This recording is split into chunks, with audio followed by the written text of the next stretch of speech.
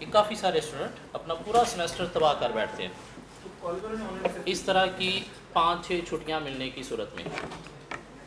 CA करने के लिए ना कंसिस्टेंसी स्टडी में बहुत ज़रूरी है। एक दिन भी अगर आप नहीं पढ़ोगे ना तो उससे आपके अंदर ऐसे जरासीम आएंगे जो आपको अगले दिन भी पढ़ने से रोकेंगे, और फिर आप पेपर रात तक उन जरासीम की वैक्सीन तलाश करते रह जाते, मिलती नहीं है। तो प्लीज़ कोशिश करें इन दिनों में अपना ये सेमेस्टर तबाह होने से बचाएं। इन दिनों में आपको पढ़ाई पे ज़्यादा मेहनत की ज़रूरत है, ज़्यादा टाइम आपने लगाना है इन दिनों में। स्पेशली ये जो छुट्टियां आ जाती हैं, रिज़ल्ट की छुट्टियां आ जाती हैं, ईद की छुट्टियां आ जाती हैं, ज़्यादातर स्टूडेंट अच्छे खासे पढ़ने वाले स्टूडेंट भी यहाँ पे आके अपने आप को तबाह कर लेते हैं, क्योंकि 3-4 छुट्टियाँ आपने मनाई नहीं और उसके बाद पढ़ाई से आप बिल्कुल आउट हो गए, दुनिया ही नहीं स्टार्ट हो जाती ना, कि उन 4 दिनों में आपने पढ़ाई नहीं, कुछ और करना होता है, और वो जो कुछ और होता है उससे समटाइम कुछ नई दुनिया स्टार्ट हो जाती है। कुछ की ज़िंदगी में ऐसे हादसात आ जाते हैं कि उनके बिल्कुल माइंड ही बदल जाते हैं, पता नहीं किस तरफ भटक जाते हैं वो। इसलिए कोशिश करनी इन दिनों में पहले से टाइम जो है स्टडी का वो आपने ज़्यादा करने की कोशिश करनी है। होगा नहीं ज़्यादा, उतना ही रहेगा, लेकिन आपने कोशिश करनी है कि स्टडी का टाइम पहले से ज़्यादा हो। छुट्टी मिल रही है तो उसे कोशिश करना है कि गनीमत है पिछला रिवाइज़ करने के लिए। उसे ये नहीं समझना को जान छुट्टी दबा वासी है इंजॉय करते हैं, नहीं, उसे आपने क्या समझना है कि ये रिवीजन करने के लिए अभी कोशिश करनी है, रिवाइज़ करने की, जो होगा नहीं लेकिन फिर भी आपने कोशिश करनी है। सीए करने के लिए स्टडी में कंटिन्यूटी ज़रूरी है, होगी तो सीए होगा। कंटिन्यूटी जहाँ पे ब्रेक हुई वहाँ पे सीए आपके हाथ से फिसल गया। तो इसलिए प्लीज़ थोड़ा सा अपने आप को सीरियस करें। आप में से काफ़ी सारे स्टूडेंट ऐसे हैं जिनकी शायद ये क्वालिफाइंग अटैम्प्ट है, काफ़ी सारे स्टूडेंट ऐसे हैं जिनकी एक क्वालिफाइंग अटैम्प्ट है। और क्लास में भी आज एक बंदा आया नहीं, सिर्फ ऑडिट के पेपर के लिए 6 मार्क एक्स्ट्रा लगा रहा है, वो सिर्फ ऑडिट का पेपर आज भी नहीं आया, क्योंकि समझता है कि बस 5-7 नंबर से ही तो फेल हुआ है, तो तैयारी तो नहीं करनी है। क्या कहना, देख लो आगे, अगर 6 माह अफोर्ड कर सकते हो और एक्स्ट्रा तो ईदें शबरातें मनाओ। क्या कहना, बाद में ये ईदें शबरातें भी अच्छी नहीं लगनी। हाँ, कुछ पाने के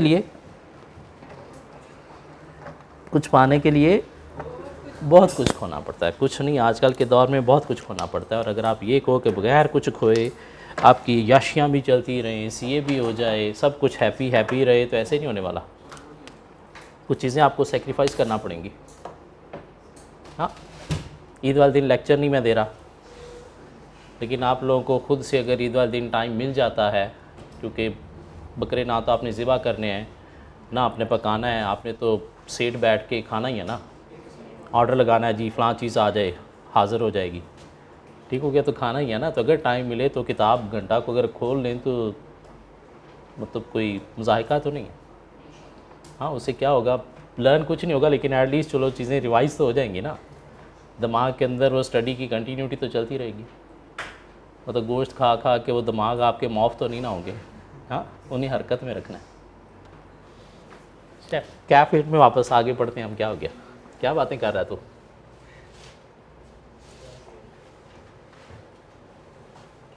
लेक्चर नंबर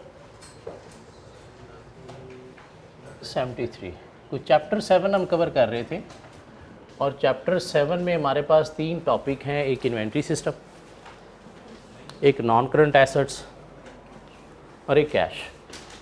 क्या कह रहा है, चैप्टर हम कंप्लीट कर चुके हैं, सिर्फ हमने पास पेपर की प्रैक्टिस देखनी है। अगर आप मेरे साथ आ जाएं, वेरी फर्स्ट क्वेश्चन, अभी पिछली अटैम्प्ट में एग्जामिनर ने ये चैप्टर टेस्ट किया, फॉर 8 गुड मार्क्स, 6 + 2 8 मार्क्स के लिए एग्जामिनर ने एक क्वेश्चन टेस्ट किया, और एक ऐसा क्वेश्चन जो स्टूडेंट की वहमो गुमान में भी नहीं था, क्योंकि बुक के अंदर ये प्रोसीजर कहीं पे लिखे ही नहीं हुए, ना कभी पास पेपर ने उसने ऐसा क्वेश्चन कभी टेस्ट किया था, लेकिन हमने शायद कॉपी पे ऐसी कोई बातें लिखी थी। क्या कहला, कुछ 6-7 प्रोसीजर हमने बैंक रिकन्सिलिएशन के एक कॉपी पे लिखे थे। सो करना क्या आपको, requirement for 6 marks, state the audit procedure that should be performed on the above bank reconciliation statement. This mean above bank reconciliation statement को वेरीफाई करने के प्रोसीजर लिखने आपने, बगैर सिनेरियो पढ़े वो जो 7 प्रोसीजर हमने लिखे हुए थे अगर वो उठा के वॉमिट कर दो तो फिर भी 5 नंबर आपको मिल जाएंगे, क्योंकि एक आध बात सिनेरियो के साथ रिलेट करनी है, बाकी सारी बातें वही हैं। लेकिन चलो सिनेरियो पढ़ लेते हैं। You have received a copy of the year-end bank reconciliation statement from your audit client, Harrison Limited HL, details of which are reproduced below. Balance as per bank statement as at 31st December 2021 इतना balance आ रहा था, जिसके अंदर आपने कुछ adjustment करके balance को क्या करना है, करेक्ट करना है। क्या कहला, उसमें ऐड की गई हैं 2 चीज़ें, जिस मीन बैंक में ये 2 चीज़ें माइनस हुई थी जो बैंक बैलेंस में ऐड की जा रही हैं। क्या कहला, मीन शायद गलती से माइनस हुई थी जो अब क्या की जा रही हैं, ऐड करके एडजस्टमेंट की जा रही है, मीन बैलेंस को एडजस्ट किया जा रहा है। Incorrect interest charge by the bank, bank ने कोई इंटरेस्ट जो है वो इनकरेक्टली चार्ज किया हुआ था 240 से, दिस मीन आपके बैंक अकाउंट से माइनस किया हुआ था, तब क्या किया जा रहा है, उसे ऐड करके balance as per bank statement को एडजस्ट किया जा रहा है। उसे एक नोट 1 है, interest on bank overdraft amounting to ₹750,000 was recorded in the bank statement. However, review of the account officer indicated an error and HL recorded the correct amount of ₹510,000 in the bank ledger. So company ने 510 correct interest record किया हुआ है, bank ने गलती से 750 जा record कर लिया था, इन आपके अकाउंट से इतना चार्ज कर लिया था, तो बैंक ने कितना 240 एक्स्ट्रा चार्ज किया हुआ था, तो उसे क्या किया जा रहा है, बैलेंस के साथ ऐड करके बैलेंस को एडजस्ट किया जा रहा है। यहाँ तक बात समझ आती। Number 2, charges reversed by bank on 10th January 2022, 100,000 के बैंक ने चार्जेस रिवर्स किए, शायद गलती से चार्ज कर लिए थे, क्या कहला, या कोई एक्स्ट्रा चार्ज कर लिए थे जो अब क्या किए जा रहे हैं, रिवर्स करके बैलेंस को एडजस्ट किया जा रहा है। नोट 2 है इसे related, this represent letter of credit charges. What is letter of credit? आप बाहर से कोई चीज़ इंपोर्ट कर रहे हो, उधार पे इंपोर्ट कर रहे हो, बाहर की कंपनी को कोई गारंटी देनी है कि ये पैसे आपको मिल जाएंगे, कौन देगा? आपका बैंक जो है वो एक LC इशू करेगा बाहर की कंपनी के लिए कि मैं गारंटर हूँ इस बंदे का, क्यों, इसके पास मेरा अकाउंट है या इसने इतने पैसे मेरे पास अकाउंट में रखवा दिए हैं, तो अगर ये बंदा पैसे नहीं दोगा तो मैं दे दूँगा। हाँ, उसके ऊपर बैंक क्या करता है, आपकी गारंटी देने के लिए आपसे कुछ चार्ज काटता है, मीन कुछ फ़ी आपसे लेता है, क्यों, आपकी गारंटी दे रहा है, LC इशू कर रहा है। क्या कहला, सो क्या हुआ जी, this represent letter of credit charges which were charged twice by the bank for import of raw material in December 2021। तो बैंक ने एक चार्ज लेना था, उन्होंने डबल चार्ज काट लिया आपके अकाउंट से, तब वो एक क्या किया जा रहा है, रिवर्स करके ऐड किया जा रहा है बैंक बैलेंस के साथ। क्या कहला, और उसके बाद less cash directly deposited in bank by the customer to avail 5% discount. Mean customer ने जो है वो बैंक में कैश जो है वो डिपॉजिट कर दिया 5% डिस्काउंट लेने के लिए, मीन अर्ली डिपॉजिट कर दिया, अर्ली डिपॉजिट कर दिया। शायद उसने आपको कोई चेक दिया था पेमेंट के लिए, लेकिन उसकी डेट आगे की थी, उसने आपसे कोई डील की कि अगर पहले मैं पेमेंट दे दूँ कोई डिस्काउंट मिलेगा, आपने कहा यस 5% मिलेगा, तो उसने क्या किया, वो बैंक में डिपॉजिट कर दिया directly. Cheque issued to customer not yet presented, आपने कस्टमर को एक चेक इशू किया, वो अभी तक प्रेजेंट नहीं हुआ। ये ऊपर वाला क्या होगा फिर, कि आपने शायद चेक डिपॉजिट किया था, लेकिन कस्टमर ने चूँकि कैश डिपॉजिट कर दिया है, तो वो चेक को आपने क्या करना है, रिवर्स करना है। और ये दूसरा, कस्टमर को आपने को पेमेंट करनी थी, वो अभी तक बैंक में लेके चेक प्रेजेंट नहीं हुआ, मीन अनप्रेजेंटेड चेक्स है।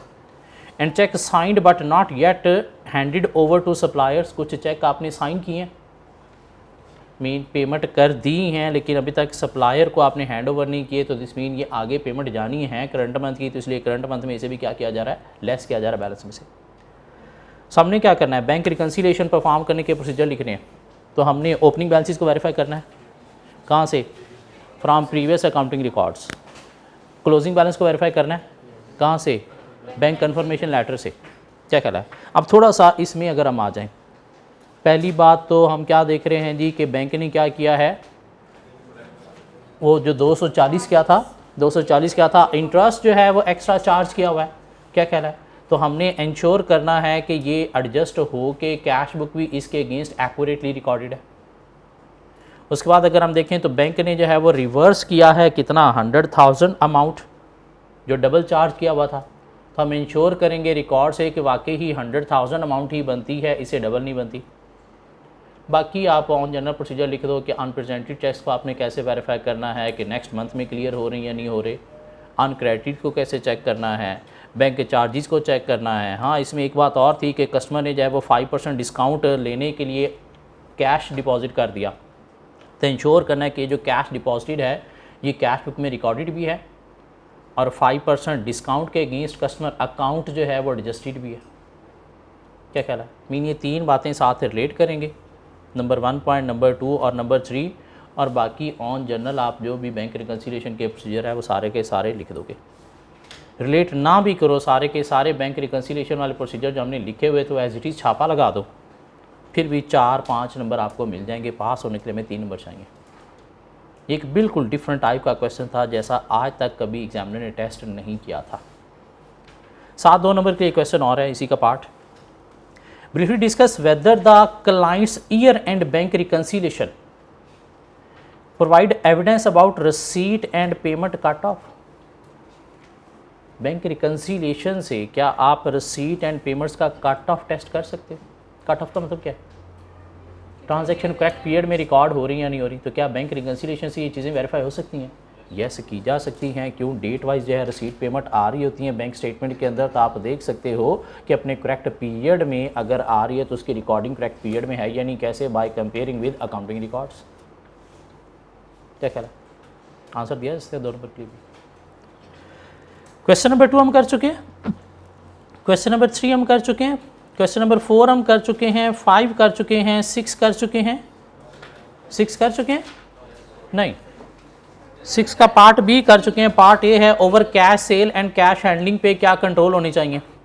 कुछ 6 कंट्रोल बताने हैं कैश सेल और कैश हैंडलिंग पे। तो रिसीट थ्रू पोस्ट के बता दो, रिसीट ओवर द काउंटर के बता दो और पेमेंट के भी बता दो। क्या ख्याल है? क्वेश्चन नंबर 7 हम कर चुके हैं, क्वेश्चन नंबर 8 कर चुके हैं, क्वेश्चन नंबर 9 कर चुके हैं, क्वेश्चन नंबर 10 नहीं किया।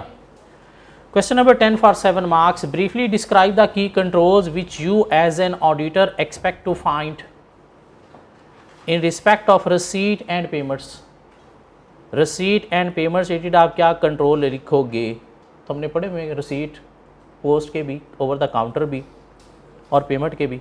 क्या कहला है? सिनेरियो पढ़ के देख लेते हैं, शायद की बात रिलेट करना पड़ जाए। Education for all foundation EFAF is a large charity based organisation engaged in providing education to needy children at a token fee of 100 per child. It receives donation for its activities both in cash and through its bank account. Cash के through donation मिलती हैं, bank account में direct donation मिलती हैं। The major expenditure relate to payments to teachers and petty cash. और expenditure क्या है? Teachers की पेमेंट्स हैं या फिर पैटी कैश है। तो कंट्रोल आपने लिखने हैं ओवर रसीट। रसीट क्या हो रही है? डोनेशन की रसीट हो रही है या फिर 100 फ़ी जो है वो स्टूडेंट से ली जा रही है। क्या ख्याल है? बोथ कैश में भी आती हैं, डोनेशन कैश में आती हैं, तो पोस्ट के थ्रू आती होंगी। क्या ख्याल है? तो मेल ओपनिंग जो है वो 2 लोग प्रेजेंट होने चाहिए, 1 फॉर ओपनिंग 1 फॉर रिकॉर्डिंग। क्या ख्याल है? और जो भी रसीट हो रही है डोनेशन की वो रिकॉर्डेड होनी चाहिए इनटू डेली रसीट लिस्ट।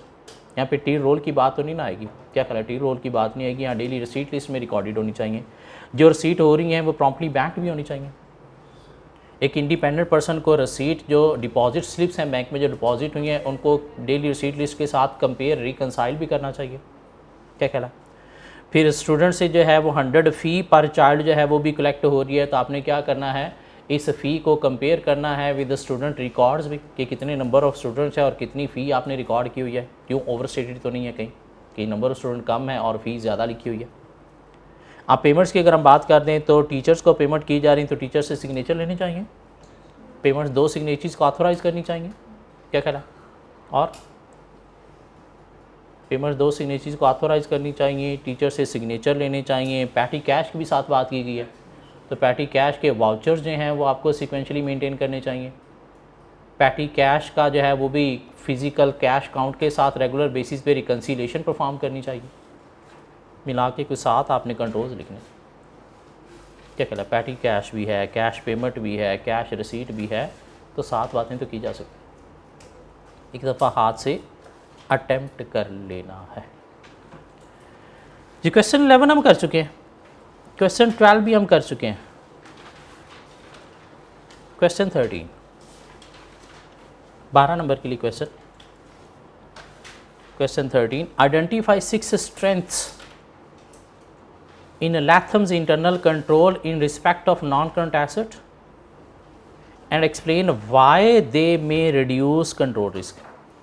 हमने अभी तक क्वेश्चन किए हैं कंट्रोल वीकनेसेस के, एक सिस्टम हमें बताया गया, उसके अंदर से हमने कीड़े निकालने हैं, ये कंट्रोल वीकनेस है, क्यों है, और आगे हमने कंट्रोल रिकमेंडेशन देनी है।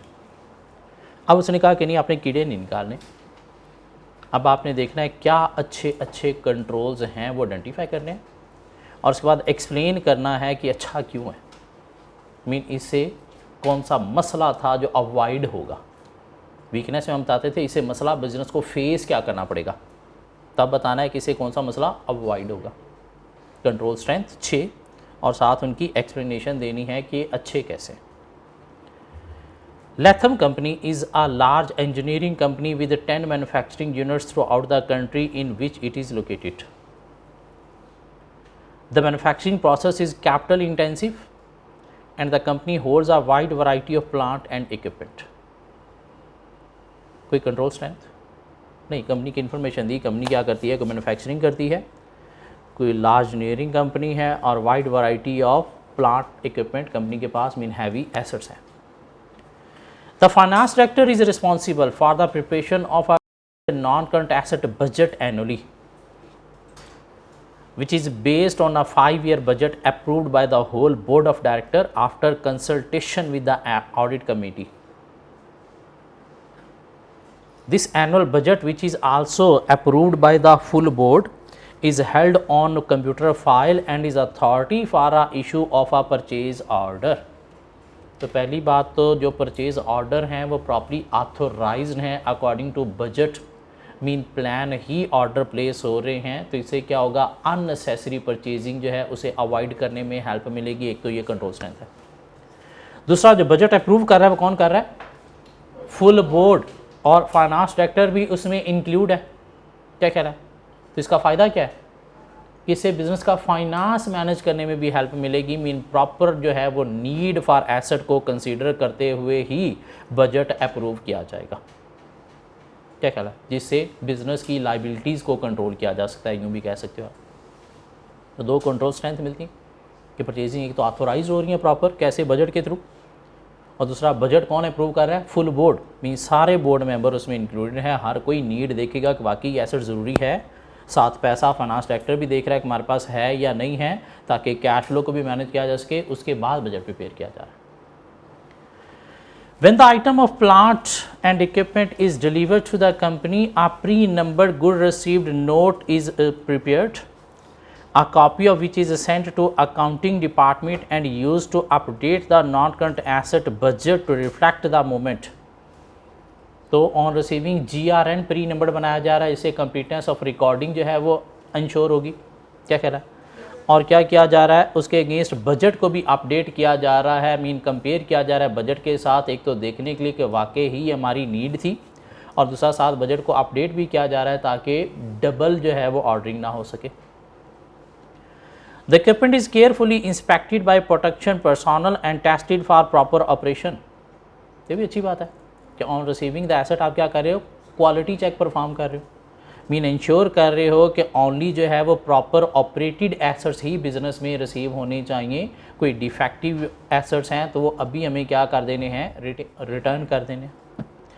An operation certificate is prepared by the production department and this is used by the accounting department together with the GRN to check against the purchase invoice when it is received.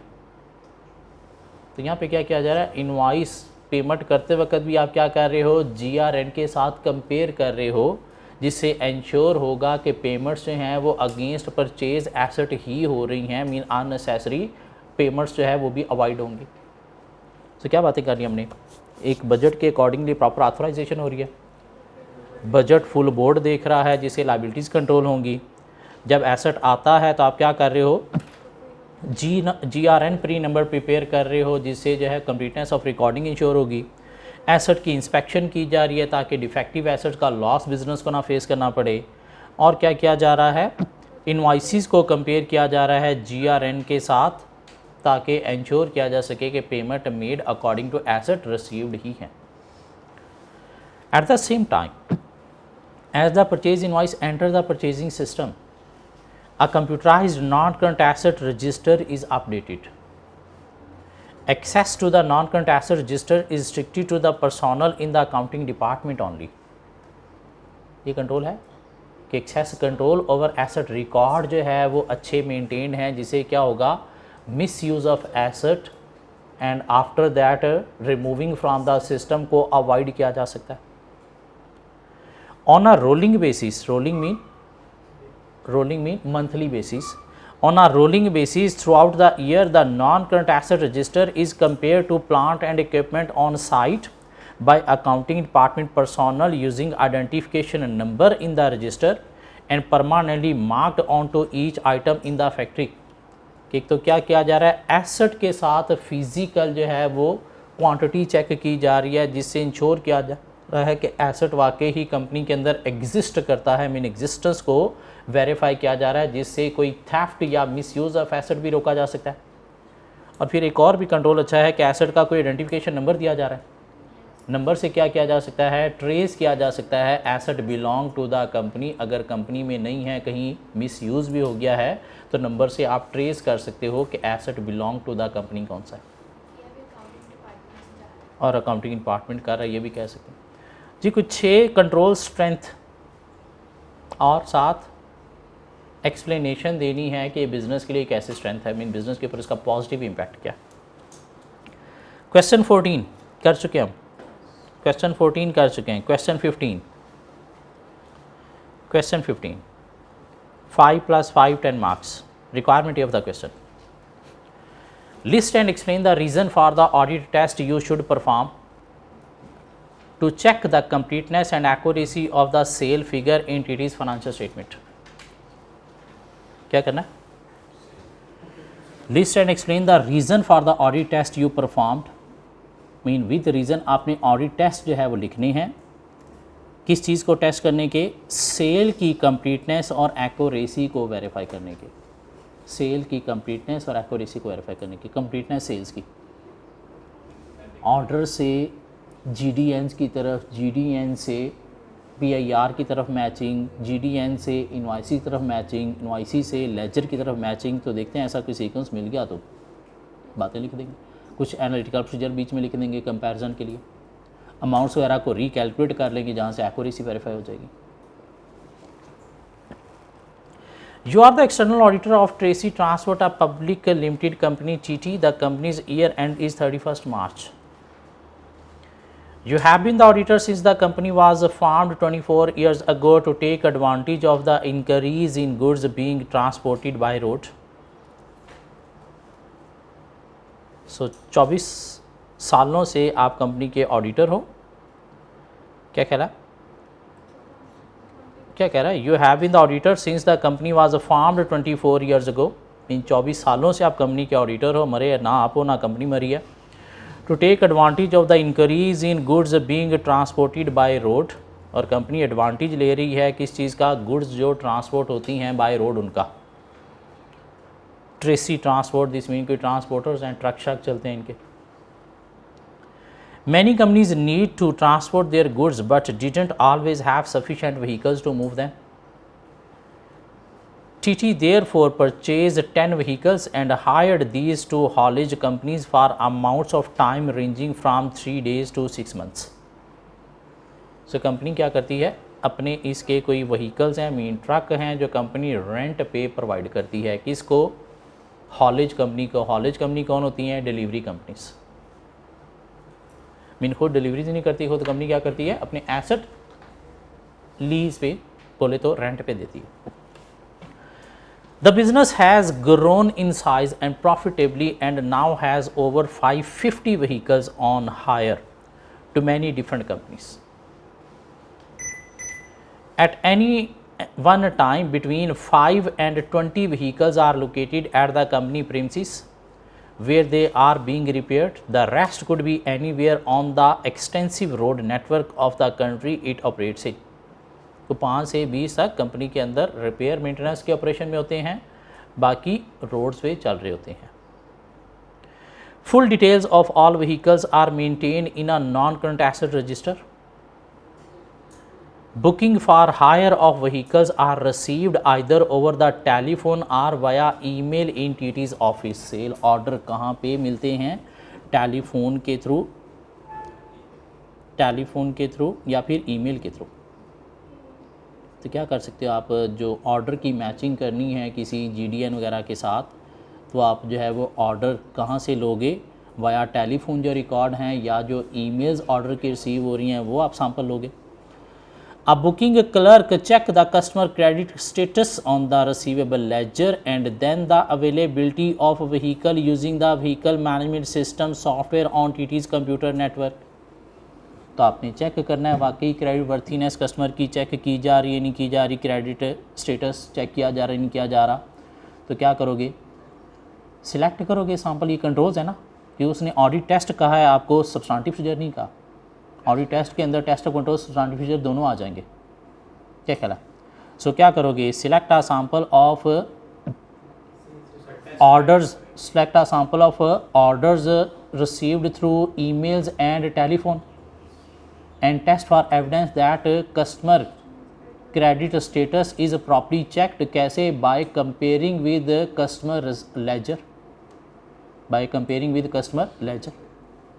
और फिर आप क्या check करोगे? select a sample of order received through telephone and email and test for evidence that stock availability check perform। कैसे? by comparing with stock ledger। क्या ख्याल है? 2 लिखे जा सकते हैं, 7 पर्पस भी लिखना है। पर्पस, पहले का पर्पस क्या है? To ensure orders are accepted from order are accepted according to credit limit set for the customer. To ensure orders are accepted against stock available. क्या ख्याल है? यही पर्पस था कि आप टेस्ट क्यों परफॉर्म कर रहे हो, आप भी क्यों चेक कर रहे हो, कंपनी जो कर रही है आप भी क्यों चेक कर रहे हो। A booking clerk check the customer credit status on receivable ledger and then the availability of vehicle using vehicle management system software on TT's computer network। Emails are filed electronically by customer name in the email program used by TT। तो email जो है वो आप क्या कर रहे हो? एक इलेक्ट्रॉनिकली जो है मीन सिस्टम के अंदर ही कस्टमर के नाम के साथ जो है वो क्या कर रहे हो? मेंटेन कर रहे हो। तो ये कंप्लीटनेस ऑफ रिकॉर्डिंग के लिए कंट्रोल है कंपनी का। तो आप क्या करोगे? Select a sample of order received through email and compare with computerised record to ensure all emails are recorded in the system. किस लिए? To ensure completeness of recording of orders. हाँ, test data भी बिल्कुल यहाँ पे test data भी आप apply कर सकते हो कि यूजिंग टेस्ट डाटा आप जो है वो क्या करोगे? चेक करोगे that all email orders are maintain into the computerise system.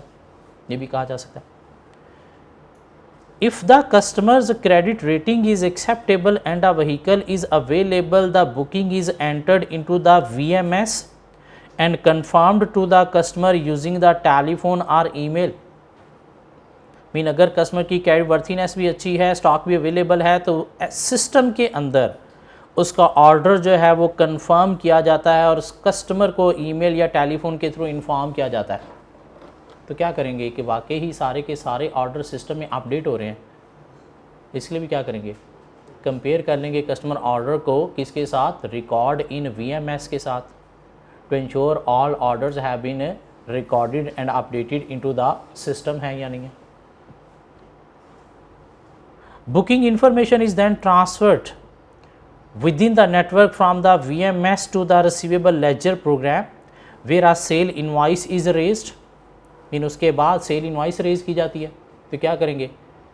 Example लेंगे इनवाइसेस का और उसको कंपेयर कर लेंगे किसके साथ, VMS रिकॉर्ड्स के साथ, to ensure that invoices are raised against our recorded customer in the system. Mean उसके अगेंस्ट कुछ मिसिंग नहीं है, क्योंकि अगर मिसिंग है तो फिर आगे तक लेजर तक मिसिंग होंगी चीज़ें, अगर इनवाइस ही मिसिंग होगी तो। Standard rental amounts are allocated to each booking depending upon the amount of time the vehicle is being hired for. Hard copy invoices are sent in the post for telephone order or via email for email order.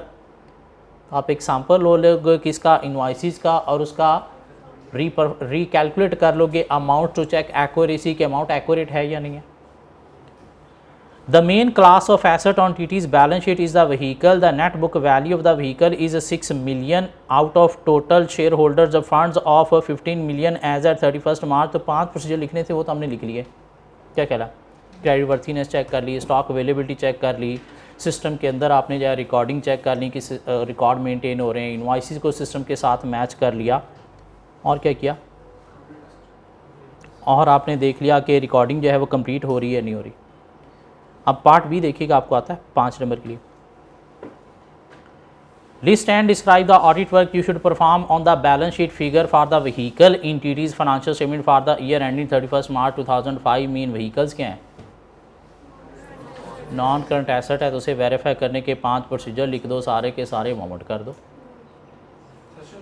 हाँ, assertion को verify करने के क्या कहला, valuation के लिए, completeness के लिए, राइट्स एंड ऑब्लिगेशन के लिए, एग्जिस्टेंस के लिए, और 5 ही आपके पास है। एक एनालिटिकल प्रोसीजर भी लिख दो।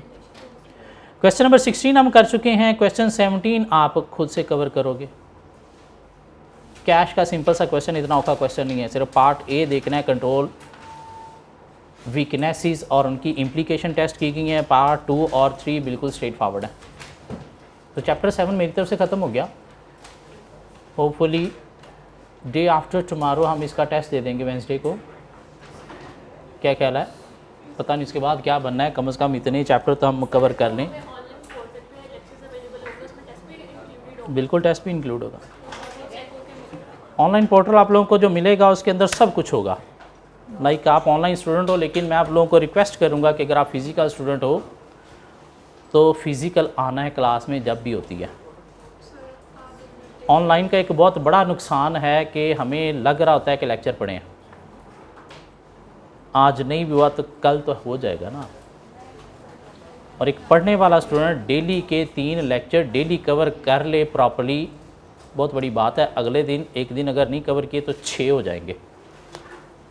ठीक हो गया, 3 कवर करना आसान काम नहीं है, और जब 6 हो जाएंगे तो फिर ज़िंदगी मुश्किल में आ गई। फिर वो 6 नहीं, ठीक 1 हफ़्ते बाद आपके पास एक दिन कम से कम कोई 15 से 20 लेक्चर कवर करने के लिए होंगे, जो पेंडिंग होते होते पेपर रात तक बाद चली जाती है। इसलिए प्लीज़ कोशिश करनी है कि आप लोगों की फ़िज़िकल जो रूटीन बनी हुई है इसे मेंटेन करना है। हाँ, बीच में 3-4 दिन अगर ऑनलाइन लेक्चर मिल रहा है तो भी कोशिश करनी है उसी दिन ही कवर हो। दुनिया को एक दफ़ा छोड़ देना है, पहले लेक्चर वो कवर करके फिर देखेंगे दुनिया में क्या चल रहा है। नहीं, पहले दुनिया देख लेते हैं, लेक्चर तो रात को भी कवर हो जाएगा, रात तक दुनिया नहीं छूटेगी। ठीक हो गया। इसलिए प्लीज़ ये दिन कोशिश करना है अपनी जो स्टडी की कंटिन्यूटी है उसे मेंटेन करना है। काफ़ी सारे स्टूडेंट इस तरह के दिनों में तबाह हो जाते हैं क्योंकि दुनिया नहीं स्टार्ट हो जाती, फिर हालात ख्यालात सब कुछ बदल जाते हैं। तो प्लीज़ कोशिश करनी है बदलने ना पाएँ। सीए करने के बाद वो हालात वो ख्यालात बहुत मज़ा देंगे, अदरवाइज़ बाद में वो हालात भी मज़ा नहीं देंगे। एक पेपर के लिए 6 माह अगर और पढ़ना पड़ जाए, दिमाग में सोचो ज़रा, एक पेपर के लिए 6 माह और पढ़ना पड़ जाए तो इससे ज़्यादा पेनफुल चीज़ नहीं है। फिर पछतावे के अलावा और कुछ नहीं होता। भाग जो, कल मिलते हैं। हमारी क्लास थर्सडे तक है। थर्सडे को हमारी क्लास नहीं है। थर्सडे को क्या तारीख है? अच्छा, 7 को छुट्टी है। अच्छा, वेंसडे तक हमारी क्लास है। कल भी हमारी क्लास है, परसों भी क्लास है, परसों टेस्ट भी है। अब कल और परसों की जो क्लास है वो हमें ऑनलाइन मिल जाएगी? नहीं, फिजिकल मिलेगी। ऑनलाइन आप लोगों को अब भी स्टार्ट से लेकर अब तक सारे लेक्चर्स मिल जाएंगे, पिछले वाले भी मिल जाएंगे, आगे वाले भी मिल जाएंगे। लेकिन आपने अपने माइंड में रखना है कि वो सिर्फ इसलिए मिल रहे हैं कि अगर कोई लेक्चर मिसिंग है तो उसके लिए मिल रहे हैं। जो फिज़िकल हमारी क्लास चल रही है वो फिज़िकल चलेगी। हाँ, ईद के जो 3-4 दिन हैं वो 4 लेक्चर आपको ऑनलाइन मिलेंगे। थर्सडे को आपका लेक्चर है, फ्राइडे को आपका लेक्चर है, सैटरडे संडे मंडे 3 छुट्टियाँ आपको, ठीक हो गया। ट्यूसडे को आपका लेक्चर है, वेंसडे को आपका लेक्चर है, थर्सडे को तो फिर हम वापस आ ही जाएंगे ना, उम्मीद है कि वापस आ ही जाएंगे। जो रह जाएगा वो वाकई रह जाएगा। सो 3 छुट्टियाँ, बाकी लेक्चर हैं, हर दिन है। अगर फिज़िकल नहीं है तो ऑनलाइन है, और जब फिज़िकल है तो फिज़िकल है। ये अपने माइंड में रखना है। क्या कह रहा है, सीए कर रहे हो, क्या हो गया, कम ऑन समझाओ अपने आप को।